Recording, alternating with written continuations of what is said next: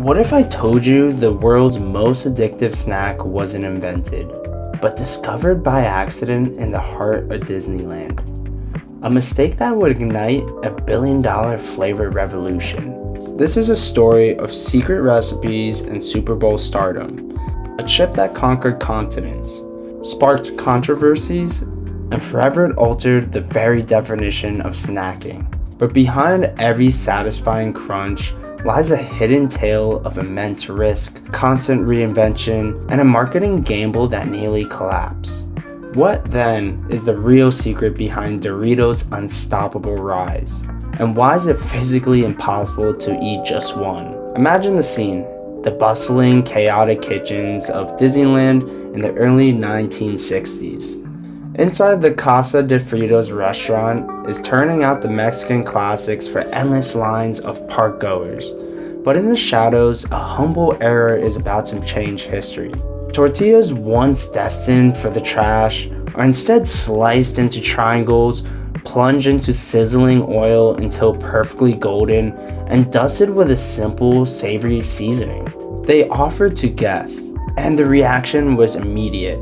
They can't get enough. A whisper becomes a roar, and soon, the crunchy, accidental creation is a cult obsession within the park's magical walls. Into this story walks Arch West, a Frito-Lay marketing executive with an eye for the extraordinary. On a family trip, he doesn't just see a snack, he senses a phenomenon. He sees past the simple fried tortilla and envisions a business opportunity of massive scale. He carries his vision back to Frito-Lay, pitching not just a new chip, but a new category. A snack that wasn't a mere side dish, but an undisputed star. After battling through waves of hesitation, the project is given a fateful green light. In 1966, the revolution was born. Doritos, the first national tortilla chip, stormed the shelves of America, forever shattering the quiet of the snack aisle. But this was only the first shot fired. The flavor insurgency was about to begin. The original Doritos were a blank canvas of toasted corn, but Frito-Lay craved color. In 1967, they unleashed taco-flavored Doritos.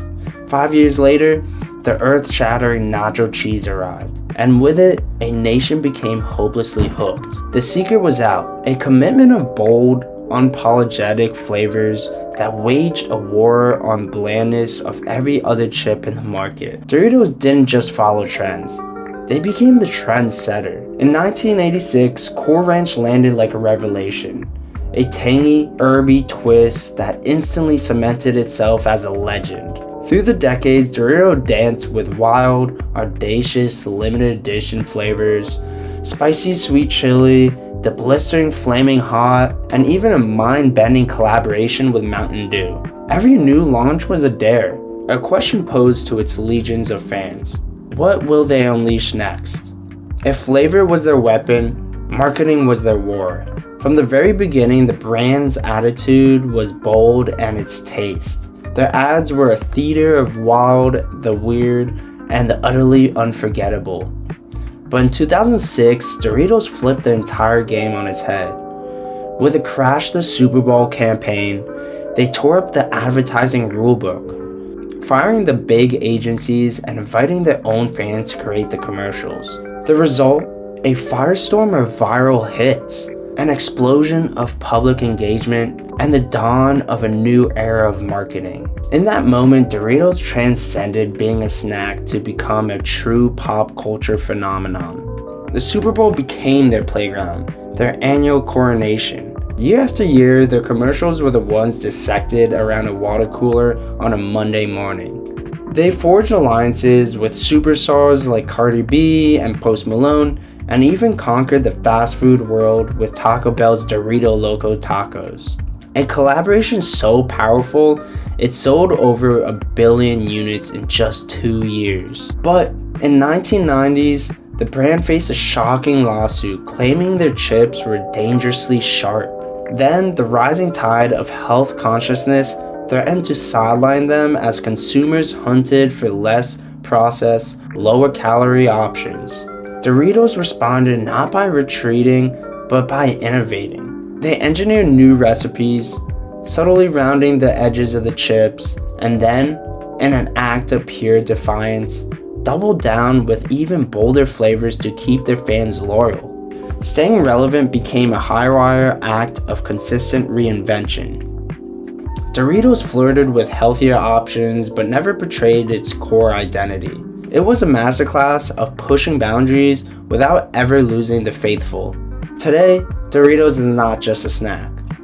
It's a billion-dollar empire, a marketing titan, and an undisputed cultural icon. Its value exploded during the crash of the Super Bowl era, and its influence now stretches from grocery stores to the arenas of professional gaming and the stages of musical festivals. What began as a fortunate accident in a theme park kitchen has mutated into a global force. It's not just a story of relentless, unapologetic pursuit of boldness in flavor, in marketing, in attitude. Every challenge became a catalyst, every risk a rebirth. They dominated social media with TikTok challenges and meme-worthy stunts, their message echoing across the digital world: if you are bold, you are one of us. And it's more than just a taste. Its iconic triangular shape, dusted with a finger-staining seasoning, has become a badge of honor. Eating Doritos is not just a passive act of consumption. It is an experience, a statement, and a delicious surrender to the promise that there's always something more exciting waiting in the bag.